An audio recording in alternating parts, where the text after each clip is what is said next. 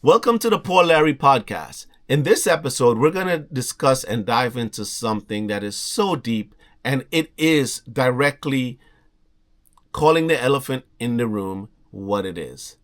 Therapy, and why do you need it?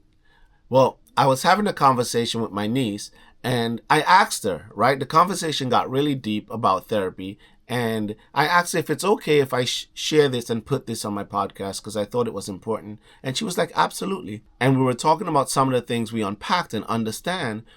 We were like, we understand so much about what's going on with ourselves. Our emotional intelligence is like through the roof. And we were like, well, why don't I even need therapy? And then I sort of broke it down like this, right? Think about it. If your foot breaks, right, and you go to the doctor and you get healed and they put a thing in your foot and your foot is patched up, right? When that foot starts to hurt and that foot starts to be in pain, everything all the intelligence about the bone, how it heals, the tissues, everything that is that going to make a difference? You know everything, right? But your body is hurting. And all the knowledge that you have, right? What are you going to do with that as your body is hurting? Go take some pain meds, right? There's nothing you can do to fix the pain other than going outside and getting something external to fix it. And this is what I see with a lot of people, with especially in emotional intelligent people, they don't realize, right, the two. And this is why I think sometimes ego can be a hindrance, because with ego, you tell yourself, I don't really need it. Like, I have this understanding. I have these pain meds, whatever. What's your pain med? A pain med could be anything. It could be a tool that you use, right? It doesn't have to be a drug. It could be a thing that you do. I sit outside in my patio, right? And we all have different things we use to cope. That's what pain meds is coping with the hurt. Think about that. A pain medication is coping with the hurt, right? And it detaches your mind from the hurt that is there. What's going on in your leg is there. You're just coping with it and it's detaching it. And this is why, hear me carefully, this is why therapy is important. Because your body and your knowledge is two different things. So I could feel good today. Like, I'm good. Everything is great. I'm actually in a great place, right? And I have all these understandings. But when the broken pieces of my life lived experiences in my body act up, all those things that I know cannot do anything for me. So I will need to maybe go grab a drink, go get a gummy, go for a walk. I will need to grab a tool or a pain medication to numb the pain of what I'm feeling. And how I told my niece was this, basically. Therapy is healing of the body. Therapy is that broken leg and going back to the doctor and saying, doctor, my leg hurts today. Let the doctor put it under the x-ray, examine it, and say, okay, yeah, you need to take these pain meds, but something else is activating it. We may need to do a procedure. We may need to put you in a different cast. We may need to put you in a wheelchair so you are not putting pressure on it. I hope you're following me, right? The knowledge that you have, the understanding that you have, the emotional intelligence that you have does not negate the fact that you need to see a therapist. It's knowledge, it's wisdom, it's understanding. But when your body, right, this is your body, this is your understanding, right? This is your knowledge. This is your wisdom. This is everything you know. When your body acts up or is triggered or you're anxious or you're fearful or you're angered or you're nervous, whatever that broken part of you acts up, that pain, your knowledge does nothing for you. You need something external. right? You may need to go have a drink, like I said, take a gummy, go for a walk. You're going to need something external, right? To detach from that pain as your body is acting up. But that's going to be a continual cycle, because every time it acts up, again, I'm good today. Acts up, again. What a therapist does is a therapist comes and examine the pain. Okay, you're triggered. What triggered you? Why? They examine it, and then you end up getting to a root cause. Sometimes not in that session, sometimes it takes a few sessions, but what's going to happen is eventually every time your body acts up, the doctor gets to the root of that pain in your body. This is your body. This is your knowledge, your wisdom, your mind, everything you know, right? This is not fixing this. A doctor is helping you fix it. And why I realized that I had to have these episodes, we have experiences growing up in the neighborhoods we grew up in, and just in our generation as a group, right? In our generation, I know a lot of the things, when we laugh and talk about it, somebody else will hear it and be like, bro. All right, I'll give you an example. I was talking to my niece, right? And we're looking at a guava tree. Now, I don't know if you're from the Caribbean and you're familiar with a guava tree. And a guava tree, the branches are flexible and they're like a whip.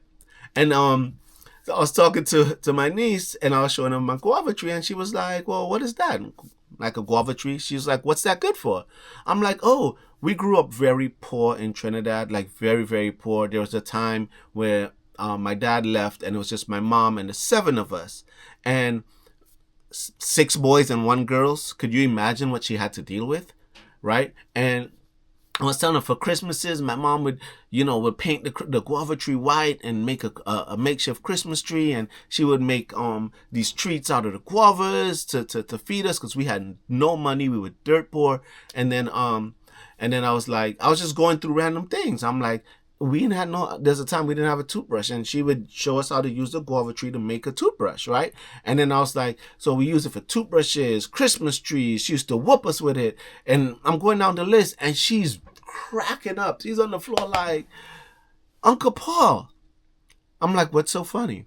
She was like, Uncle Paul, the way you just said that, Christmas tree, this, whooping, like you just said that like that was no big deal. She was like, think about that. You used to get whooped with that? I'm like, yeah, go pick a switch and she'll whoop us with it, right? And if you talk about doing that now, they'll be like, what's wrong with you? Yes, we used to get whoopings. She would not send us to pick our own switch because we would find the tiniest, right? So she probably had her own. But that was normal back then, right? And as we grow up and we change, we develop. The reason I say that is because of this. We normalize things growing up, right? That in our generation, that for me, that's not a trauma. And I'll tell you why. Because the intention of my mom whoopings was different, right? So those of us that were whooped with switches and stuff, we know the difference, right? My mom disciplined in love, right?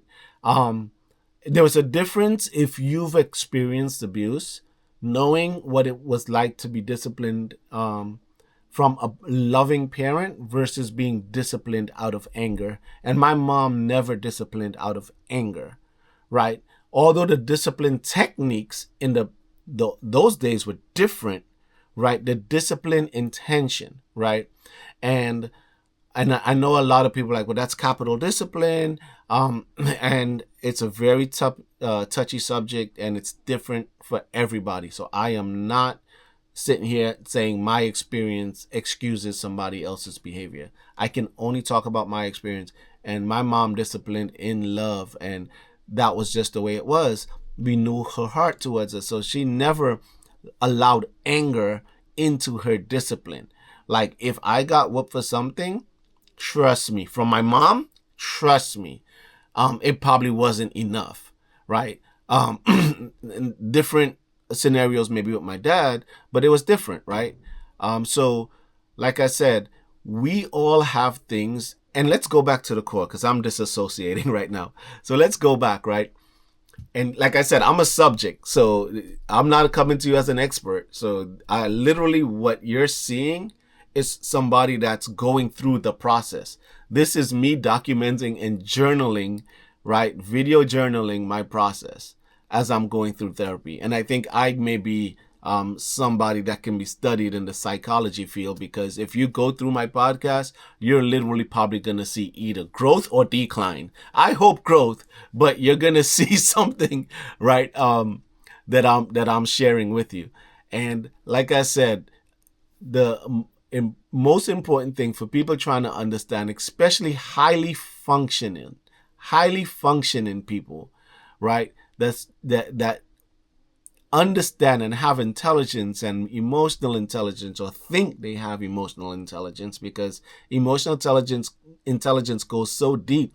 Some of the most intelligent people know the definition and understands emotional intelligence so much that they miss the core of emotional intelligence and the root. And sometimes that ego of their intelligence and understanding prevents them from actually getting help. Because the greatest humility you could do is humble yourself under somebody else who you may even view as lesser than you, right?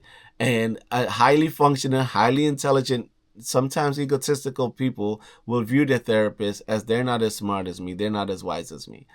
It takes great humility to humble yourself and say, Doctor, I need help. And a lot of times after 2 or 3 sessions, they dismiss the doctor as stupid, whack, whatever, and they go. And sometimes it's just not a good connection, which I've experienced. And you find, but when you need it, you will keep looking till you find someone. And God has led me into the hands of a great doctor that has really helped change my life in the course of my future and my family and my household. And I'm in that journey right now, and I do not have words to describe it. And I see myself as highly functional, highly intelligent, but there is a difference when you're talking about the body and what you know and what you understand and what you experience.